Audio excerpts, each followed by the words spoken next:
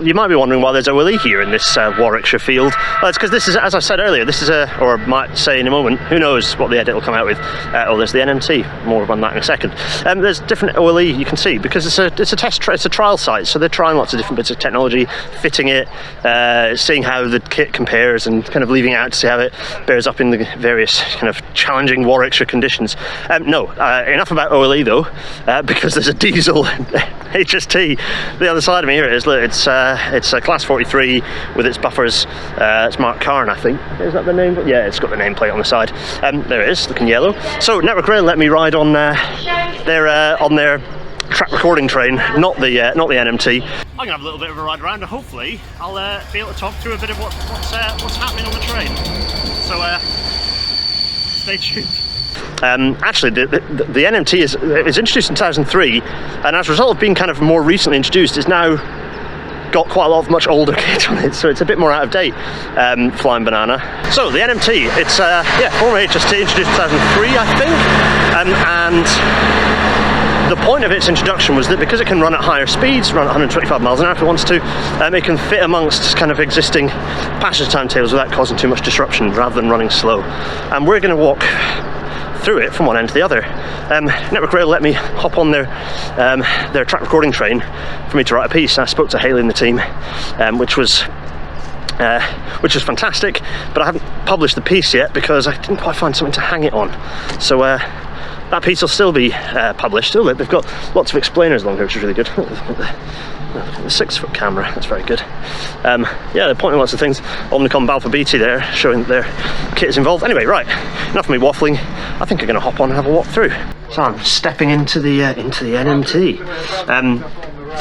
It's all quite look. See, there's a mind your head faux rubbery bit there. So this is the NMT. This is a train that runs at 125 miles an hour and does many things. If I walk in this way, you can see behind it's low roof. This kit, there's just a huge amount of kit. So this coach happens to have this is the business end, and there are lots of servers, bits and pieces. This stuff here, all this, and then if I look behind me over here as well, there's a bit of a queue. This stuff here is all here for the for OLE. So it's measuring heights and staggers. It's a camera. It's checking wear on the kit, on the contact wire. Huge amounts of stuff, and this section does. Now, if I just look down here, this stuff here, this is the plane around pattern recognition racks, of which there are. Well, there's a huge amount. If I stand here, you can sort of see there's all this kit. It doesn't look very dramatic, but there's also lots of boxes and cabinets worth of kit. Anyway, this, give you an idea of the amount of data. So the PLPR, I'll show you in the screens in a minute.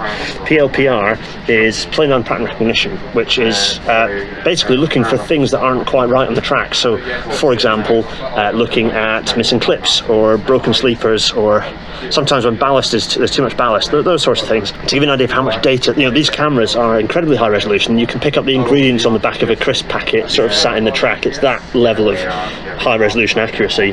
Huge volumes of data. There's also rail profile scanners as well that are part of this. To give you an idea of that level of data, in one shift they can fill up. So these are the empty sort of hard drive racks.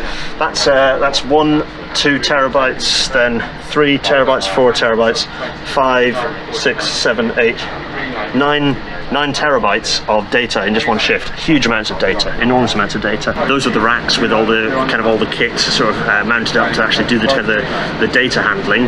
But in terms of where the interface is with the people actually in the train, well, that'll be done here at these workstations. There we are. You can see the workstation. They've pasted nice A3 pictures showing what happens on each one.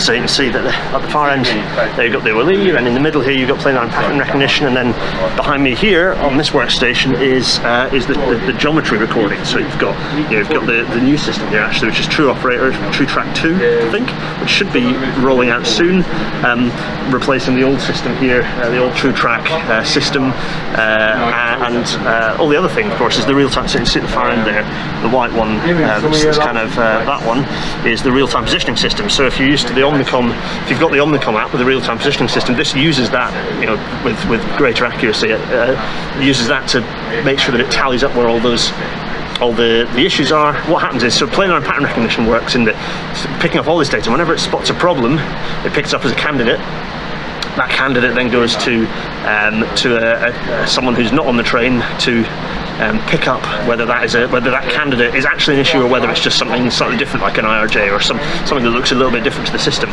But now a lot of people talk about, tell you what, let's walk this way. Well, we've got some servers next to us, some more servers. These are all the interfaces, so if they're plugging a different coach in, then they have to rewire what's talking to what. Very, very complicated, very cool. So, oh, here's a nice bit, just some oranges on a rack. So, no, there's also the name of the vehicle there. We're in the development vehicle. You hear a lot of people talk about AI and deep learning and machine learning, all this stuff, and the wonders that can bring. The thing with that is that it requires a huge amount of data, so in lots of instances you just can't get the level of data that's useful. That's where all of the network rail yellow fleet is different. They are generating, as we just saw, per shift 7 + 2, 9 terabytes of data, and very high quality data.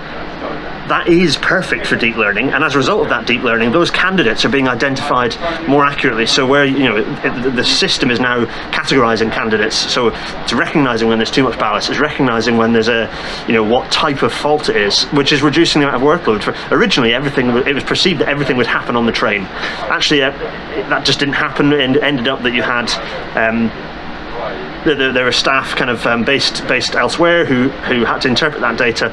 But now the deep learning has got to the point now where they are going to be able to bring a lot of the work back on, so it's all happening on the train. So deep learning is often quoted as a wonderful tech solution to things, but it rarely is. This is an instance where it actually is, because there is sufficient volumes of data to interpret and then potentially to predict. The key thing is tying all the different data sets together. That's always the key thing. Anyway, so that was a little walk through the NMT, and behind me over here is the conference room. It's very snazzy. We won't worry about that too much.